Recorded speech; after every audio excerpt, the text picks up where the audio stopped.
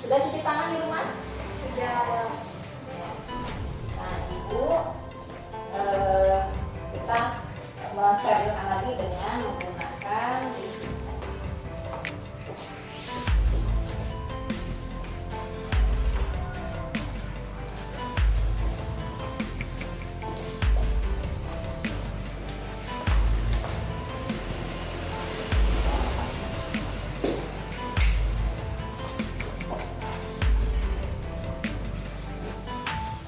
Kita harus jaga jarak ya. Nah, sebelum kita mulai pembelajaran, kita berdoa terlebih dahulu. Siapa yang mau berdoa? Ya, silakan ya. Sebelum belajar, mari kita berdoa bersama-sama. Berdoa mulai. Bismillahirrahmanirrahim. Rabbi zidni ilma warzuqni fahman. Amin ya rabbal alamin. Ya, alhamdulillah. Nah, anak-anak, hari ini kita akan mempelajari tema 8, subtema 1 di pembelajaran kedua. Nah, hari ini pembelajaran hari ini tujuannya yaitu yang pertama, melalui kegiatan pengamatan nanti kalian mampu menjelaskan siklus air dengan benar. Yang kedua, melalui kegiatan menggali informasi dari sumber bacaan, kalian mampu membuat bagan sederhana tentang siklus air. Dan yang ketiga, melalui pengamatan kalian mampu mengurutkan urutan peristiwa yang ada dalam bacaan dengan benar. Nah, anak-anak, silakan kita mulai dengan buku temanya, silakan dibuka. Yang pembelajaran 2 ada di halaman 8 tentang siklus air. Nah, Ibu di sini sudah membawa tentang siklus air. Bahwa yang namanya jumlah air di permukaan bumi ini tetap ya, tidak berubah. Volumenya hanya yang berubah itu bentuknya. Ya, tadi ada di sini ya. Ada air permukaan, ada air laut, ada danau, ada sungai, air yang tergenang. Nah, tadi air terkena sinar matahari apa? Menguap ya, atau apa tadi namanya? Evaporasi. Ya, penguapan. Nah, uap air ini menguap jadi uap air ya. Di situ ada proses presipitasi ya. Nah, kemudian uap air ini membentuk titik-titik air ya. Itu namanya apa? Mengembun menjadi titik air, kondensasi. Nah, setelah kondensasi itu terbentuk awan ya, awan lama-kelamaan awan jenuh menjadi awan hitam, lalu akan terjadinya hujan. Hujan kembali diserap oleh tanah, oleh tumbuhan, bagian mengalir ke laut, ada yang bertahan di danau, ya. Maka terjadi terus seperti itu, namanya sirkulasi atau perputaran, itu namanya siklus air. Nah, kalian akan diminta membuat bagan sederhana tentang siklus air. Akan dibagikan kertasnya satu persatu. Silakan kalian membuat bagan tentang siklus air secara sederhana. Ya, silakan. Nah, tadi berdasarkan bacaan ya.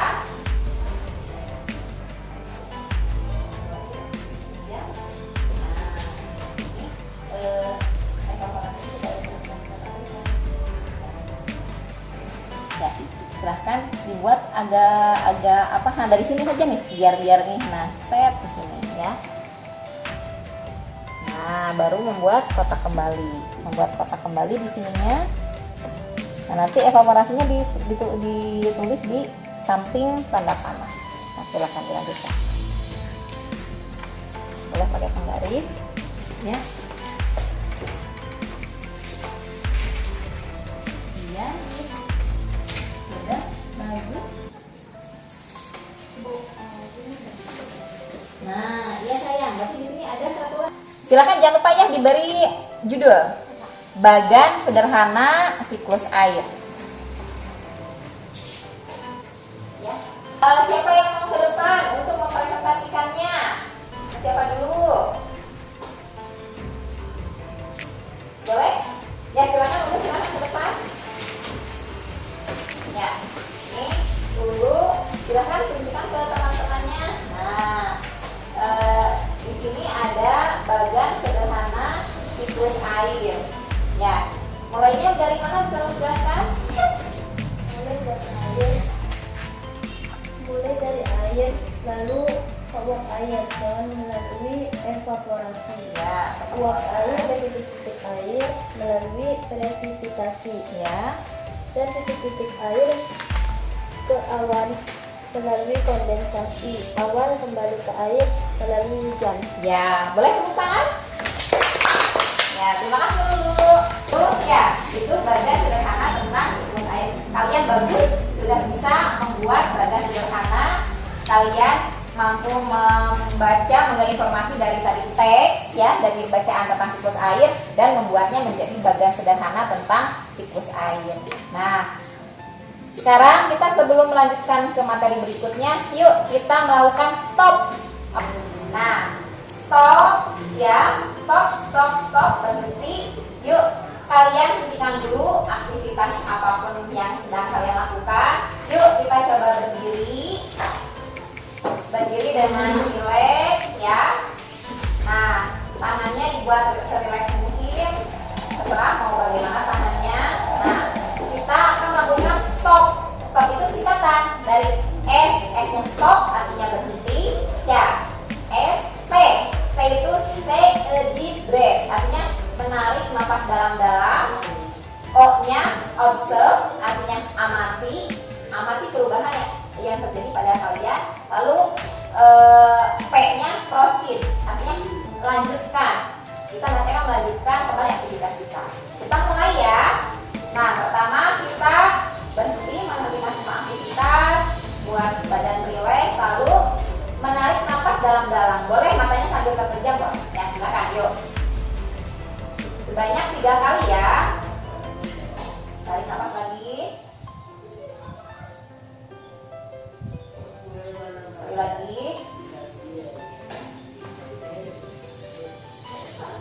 Nah, sekarang kalian pikiran tenang, amati, rasakan apa yang ada yang terjadi pada tubuh kalian, ya, pada mata kalian, pada otak kalian, pada badan kalian secara umum. Nah, lalu kita nanti akan melanjutkan, melanjutkan kembali. Nah, ya, bagaimana? Apa yang kalian rasakan? Ya, Adija, apa yang dirasakan? Bagaimana setelah tadi melakukan stop? Bagaimana yang dirasakan Adija? Apakah lebih rileks? Ya, ya, pastinya sama. Ibu juga lebih rileks. Nah, kalau Fani bagaimana Fani? Lebih tenang. Ya, kita dalam menghembuskan menjadi badan kita lebih tenang karena darah dalam sirkulasi tubuh kita lebih baik. Ya, dulu apa yang dirasakan? Dari yang kita lakukan. Bagaimana? Yang tekanan badan dulu bagaimana? Apakah lebih santai kah atau malah lebih tegang atau bagaimana? Santai. Lebih santai. Ya. Nah, kalau Najma apa yang dirasakan? Lebih segar. Iya, lebih segar. Kita jadi lebih fresh lagi ya. Kan duduk kembali, kita lanjutkan. Nah, teknik stop itu ya tidak hanya dilakukan dalam belajar. Misalnya nih, ketika kamu menonton TV atau memainkan gadget HP, ya kan kalau lama-lama mungkin bosan ya, pusing. Nah itu, ya teknik stop itu bisa dilakukan. Ya, itu bisa dilakukan kapanpun pada di kondisi apapun gitu ya. Jadi membuat kita lebih. Nah, sekarang kita akan lanjutkan ke membaca wacana tentang semut dan beruang yang ada di halaman 11 ya. Silahkan dibuka, ada bacaan semut dan beruang, silahkan kalian baca di dalam hati. Selesai membacanya? Nah, tadi yang kalian baca apa judulnya? Semut dan beruang. Ya, ada tokoh siapa saja yang ada dalam cerita tersebut? Beri, ada semut Ya. ada tupai, kelinci, ada Ya. tupai, dan tikus tanah. Iya, tuh. Nah, dari bacaan yang berjudul Semut dan Beruang tadi, urutan peristiwanya bagaimana tuh dari ceritanya? Menceritakan apa? Mengeluh air di mata airnya semakin sedikit Iya. karena bangsa semut terlalu banyak mengambil air. Iya, sehingga menyebabkan bagaimana? Airnya marah. Gitu. Lalu apa yang dilakukan Berry? Tidak mengizinkan semut mengambil Iya, air. marah karena ingin mencelakai ya, karena ingin mencakap-cakap si semut gitu. Nah, di bacaan yang telah kamu baca tadi ya, setelah kalian belajar mengurutkan peristiwa-peristiwa yang terjadi tadi, ada si Berry yang mengeluh bahwa air sumurnya semakin sedikit karena diambil oleh semut, lalu ingin mencelakai semut biar tidak ngambil lagi air di mata airnya dia. Nah, lalu sampai bagaimana? Semut tetap saja ya, karena dia membutuhkan air untuk bayi-bayi semut yang ada di lembah semut. Nah, pasukan semut yang lain yang mencari tadi semut hitam tadi akhirnya apa? Membuat rencana ini bagaimana? Ingin membalas si beruang ya, si Berry. Nah, bagaimana caranya? Dengan menggali lubang di bawah sarang si Berry. Dibantu oleh siapa? Tikus tanah. Ada tikus tanah. Tuh. Nah, setelah kalian baca tadi, nah itu ada beberapa emosi yang ditampakkan oleh Berry maupun oleh si semut. Tadi yang oleh si Berry bagaimana? Ekspresinya, emosinya, emosi apa saja? Yang Berry yang mengeluh ya, ada marah, ya, ada mengancam ya. Nah, kalau dari semutnya bagaimana? Takut. Tapi selain takut dia juga, aduh aku harus tetap berusaha gitu ya. Ada rasa beraninya juga dengan pasukannya. Apa tadi membuat sarang ya, membuat sarang apa? Menggali di sarangnya beruang agar si beruang jerak, tidak mengganggu pasukan semut lagi. Nah, kita akan coba praktekkan emosi-emosi yang ada di bacaan tadi, karena yang namanya emosi itu ya bukan hanya marah, ya banyak yang namanya emosi itu. Ada sedih, ada senang, ada cemas, ada rasa kagum, bahagia, ya ada kecewa, gitu. Ada juga rasa takut, itu juga termasuk bentuk-bentuk emosi. Nah, kita akan berpasangan ya, mempraktekkan satu menjadi Berry si beruang dan yang satu menjadi semut hitam. Nah, yuk kita berpasangan. Ya, yuk sini ke depan bersama pasangannya. Yuk sini. Nah, kita lihat dulu emosi-emosi yang ditampilkan ini, Lulu dan Aditya. Nah, sini. Biar lihat kamera. Nah, coba Lulu peragakan bagaimana emosi-emosi yang ditampilkan oleh si Berry. Dan boleh apa namanya itu apa-apa yang diucapkan Berry kepada semut hitam juga berarti diucapkan. Berhenti semut. Betul. Gimana? Jangan mengambil air Air di sumberku lagi. kamu sudah mengambil air di sumberku terlalu banyak.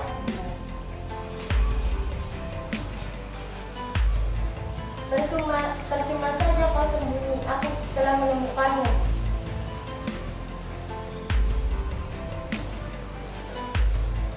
Nah, bagaimana ekspresi seperti kita tuh agak takut gitu ya, takut, mungkin agak terpejam matanya gitu ya. Nah, bagi diancam bagaimana oleh si Gary beruangnya? Bila kau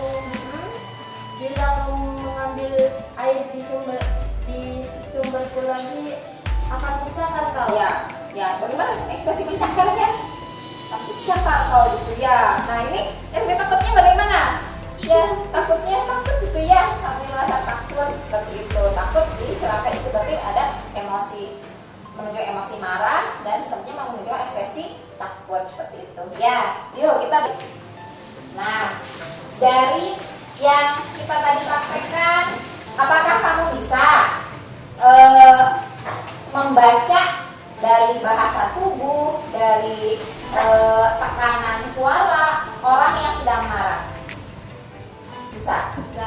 Enggak. Kenapa tidak? Biasanya orang yang marah bagaimana?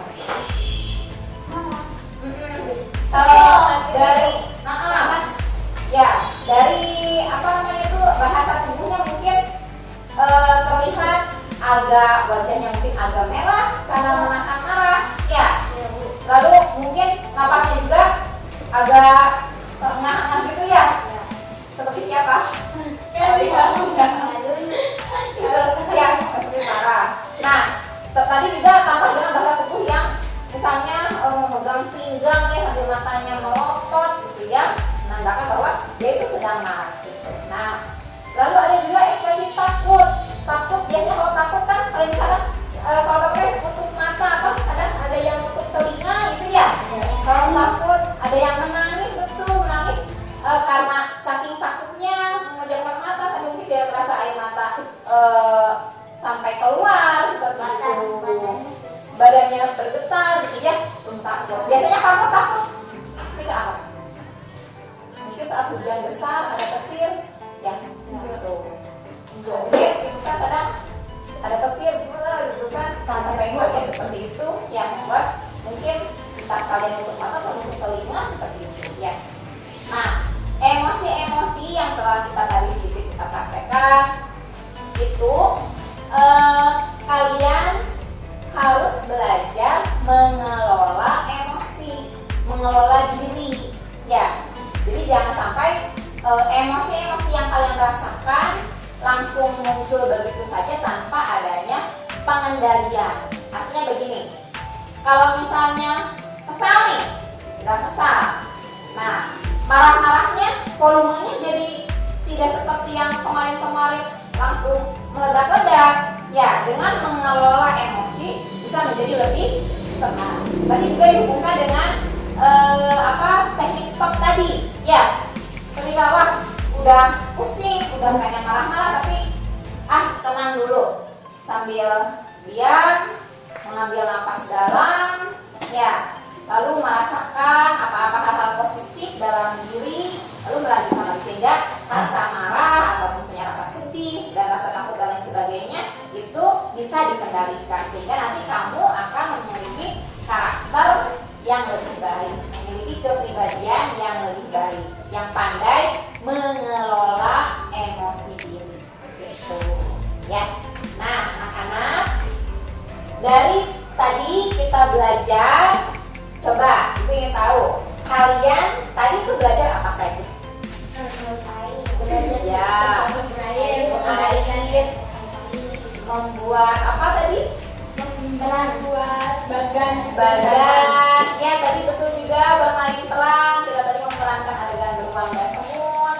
Dan tadi yang terakhir yaitu tentang pengelolaan emosi. Ya, bagaimana kita bisa mengelola emosi, membuat kita menjadi pribadi yang lebih baik lagi, gitu ya.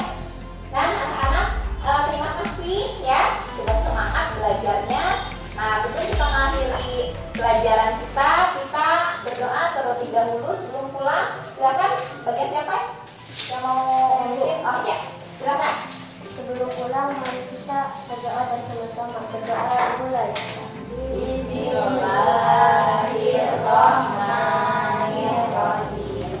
Wal 'asri innal insana lafi khusrin illal ladzina amanu wa 'amilus sholihati wa tawassaw bil haqqi wa tawassaw bis sabri. Shadaqallahul azim. Ya, terima kasih ya. Nah, tadi bagan atau siklus air yang telah kamu buat nanti boleh diperbaiki di rumah untuk dibuat lebih indah lagi ya, diberi hiasan-hiasan.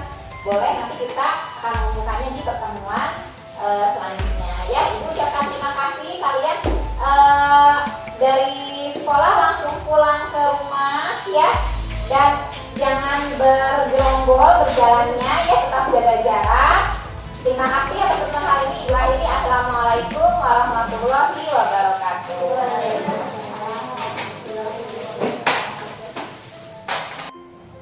Refleksi dari pembelajaran berbasis KSE, keterampilan sosial emosional, yang telah saya lakukan pada praktik pembelajaran bersama anak-anak kelas 5. Saya menerapkan dua teknik, yaitu teknik stop, take a deep breath, observe, dan proceed. Alhamdulillah mereka dapat melaksanakannya dengan baik. Dampak pada mereka yaitu mereka lebih siap, lebih rileks, lebih fresh dalam melakukan aktivitas pembelajaran berikutnya. Nah, teknik stop ini dapat diterapkan di berbagai situasi, khususnya saat pembelajaran di kelas. Nah, adapun teknik yang kedua, saya mengenalkan bagaimana mereka mengenali emosi. Ini berkaitan dengan pembelajaran tentang bermain peran, memeragakan beberapa adegan pada pembelajaran bahasa Indonesia, khususnya pada wacana yang berjudul Semut dan Beruang. Di sini mereka mempraktekkan atau memeragakan adegan-adegan beserta emosi-emosi yang ada dalam wacana tersebut. Hanya memang anak-anak SD masih agak malu-malu untuk memperagakan bagaimana menunjukkan emosi yang sesuai dengan adegan, sehingga tadi ketika emosi marah masih ada senyum-senyumnya, ketika emosi takut pun masih mereka ada senyum-senyumnya, tapi memang wajar. Untuk pengenalan emosi ini akan saya lebih perkenalkan kembali melalui roda emosi untuk bisa mereka mengenali berbagai jenis emosi, tidak hanya emosi marah maupun takut, tapi berbagai macam jenis emosi, sehingga nantinya mereka mampu mengelola diri, memanage emosi mereka, sehingga dengan ketika mereka telah bisa mengelola emosi, mengelola diri, maka mereka akan memiliki kepribadian yang pastinya akan lebih baik lagi.